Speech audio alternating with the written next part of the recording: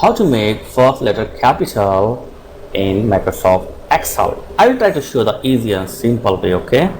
So here I have some text and I want to make the first letter capital. So for this you don't need to do any hard work. Just keep the cursor on any cell and type the is equal to, okay? Now type proper like this. Just type proper and open the bracket. Now move your cursor or arrow key to select the your text like this, okay?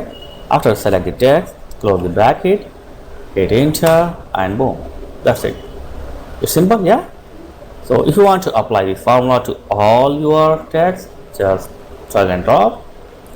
As you can see here, first letter is become the capital, okay?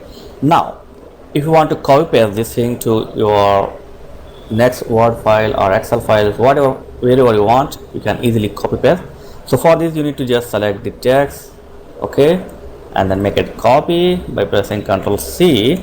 So when you're going to paste this anywhere, in the paste section select the values like this, okay? So it will paste the value without formatting. If you directly paste, it will take the formatting also or formulas also.